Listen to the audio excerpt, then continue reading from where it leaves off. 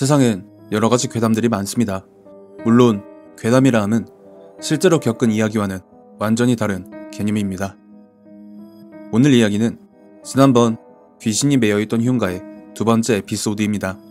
무서운 이야기 시작합니다. 사건은 당시 일직사관이었던 곽중사에 의해 유야무야 넘어가는 듯 했지만 그들은 이번엔 제대로 시동을 걸은 모양이었는지 아주 제대로 개판을 치기 시작했습니다. 저는 의문점이 생겼는데요. 왜 5년 전, 아니죠. 제가 병장일 때쯤 갔을 땐 거의 7년이었습니다. 왜 7년이나 지난 시점에 와서 갑자기 그러는 건지에 대해 의문이 생긴 거죠. 그들의 뒤를 이어 이를 겪은 이들은 사건 이후 사흘이 지난 04시부터 06시까지의 근무자들, 일명 말번초 근무자들이었는데요. 당시 사수는 사회에서 조직 생활을 하다가 왔다고 하는 우상병과 상병 진급 누락을 2번이나 맞은 부대 내의 대표적인 유약체인 성일병이었습니다. 사수 우상병은 근무에 투입하자마자 자신에게 강병장과 고일병의 사건을 언급하며 분위기를 우중충하게 만드는 성일병에게 버럭 화를 내며 재수없는 소리 하지 말라고 했다는데요. 나중에 들은 이야기지만 우상병은 의외로 칼이나 흉기 같은 건 그러려니 하는데 유독 귀신이라는 분야에서만 엄청나게 약한 쫄보 타입이었다는 겁니다. 그렇게 근무에 투입된 지 10분, 20분이 지나가는 가운데 갑자기 성일병이 우상병에게 다가가서는 저 그 뭐 혹시 이상한 소리 안 들리십니까? 라고 말을 하자 안 그래도 표정이 굳어있던 우상병이 이빨을 딱딱 부딪히면서 니도 들었나? 라고 했다는 겁니다. 그들의 말인즉슨 그냥 아주 단순하게 위병소의 정문 바로 앞방향에 있는 숲풀 사이로 바람소리인지 아니면 여자의 허밍소리인지 분간이 안 가는 소리가 들려왔다고 합니다. 문제는 이걸 한 사람만 들었으면 상관이 없는데 우상병과 성일병 둘 다 들었다는 거죠. 우상병은 어디 한 올 테면 와보라 해라 황마씨 라고 말하며 엄습해오는 불길함과 공포를 떨쳐내려고 했지만 그 허밍의 주인이 그의 우격다짐을 듣고 화가 난 것이었을까요? 허밍 소리가 점점 커지더니 이내 위병소의 코앞까지 여자의 흐느끼는 소리가 들려오기 시작했다고 합니다. 여기서 우상병은 미조실로 올라가서 박 병장님 뭐 이상한 소리 안 들리십니까? 하고 말했다는데요. 위병조장인 박 병장마저도 내도 아까부터 듣고 있었다. 이거 뭐냐? 라고 답을 하니 우상병 생각엔 와 이거 보통 일이 아닌데 어쩌면 좋노 하면서 발을 동동 구르고 있었습니다. 그런데 갑자기 굳게 닫혀있는 위병소의 문이 덜컹 덜컹 덜컹 소리를 내며 막 흔들리기 시작했고 그 문이 보통 성인 남성 둘셋이 달라붙어도 그렇게 심하게 흔들리지 않는 문인데 심지어 바람이 불거나 하지도 않았다는 게 더 큰 문제였습니다. 여기서 박 병장을 포함한 전원이 패닉에 빠졌고 그 누구도 그 자리에서 발을 떼지 못하고 있을 때 정말 믿을 수 없는 일이 일어났다고 합니다.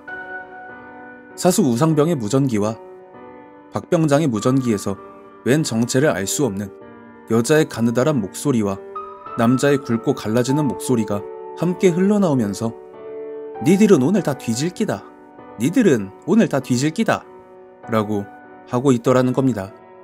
목소리의 주인들은 아무리 둘러봐도 보이지 않고 무전기에서 계속 소리는 나오고 위병소의 문은 미친듯이 흔들리고 또 어디서 여자 흐느끼는 소리까지 들리고 그냥 말 그대로 아비규환이었다고 하는데요. 갑자기 무전기에서 나오던 니들 다 뒤졌다라는 소리가 뚝하고 끊기고 여자의 흐느끼는 소리도 사라졌으며 위병소의 문이 잠잠해졌기에 우상병은 이제 끝났나 보다 하고 안심하고 있었는데 갑자기 박 병장이 악! 소리를 내며 그대로 기절하는 모습이 보였고 연이어 부상조 성일병도 어? 소리를 내며 기절하는 모습을 차례대로 결국 정신을 유지한 채 서 있는 건 우상병 자신밖에 남지 않은 절망적인 상황이었던 거죠. 우상병은 정말 쪽팔리지만 그 순간엔 5만 가지 생각이 다 들며 두 볼을 타고 뜨거운 눈물이 흘러내리면서 울컥하고 열받고 짜증나고 하는 감정이 섞여서 흐느끼기 시작했다고 합니다. 억지로 끌려온 것도 뭐 같은데 여기서 이런 말도 안 되는 일이나 겪고 있자니 하면서 말입니다. 그렇게 흐느끼고 있던 우상병의 귀 바로 옆에서 "뭐가 그렇게 억울한데?" 라는 여자의 목소리가 들렸고, 고개를 돌리지 못한 채로 서서히 눈동자만을 굴려 옆을 본 우상병은 얼굴에 상아가 뒤바뀐 채로 기괴하게 웃고 있는 무언가를 보곤 그대로 정신을 잃었다고 합니다. 그들은 다음 근무 교대자들이 오는 순간까지도 자리를 지킨 채로 있었고, 의무대로 옮겨진 뒤에도 한동안 깨어나지 못하다가 약 이틀 정도 지나니 하나둘씩 눈을 떠서는 그날의 일을 중대장과 행보관에게 이야기를 했다고 합니다. 그제서야 7년 전부터 부대에 남아있었던 곽중사, 행보관, 주임원사는 이게 보통 일이 아니라는 걸 깨닫고 당시 대대장과 면담을 가졌다고 합니다. 하지만 대대장은 귀신 씻나라 까먹는 소리 하지 말라고 하면서 그날 04시부터 06시까지 근무자 둘은 물론 위병조장까지 싹 다 군기교육대 보내라고, 그게 다 군기가 빠져서 그런 거라고 노발대발을 했다고 합니다. 저는 그 이야기를 흡연장에서 옆소대의 동기에게 들으며 "대대장 그 새끼 빙시 아이가?"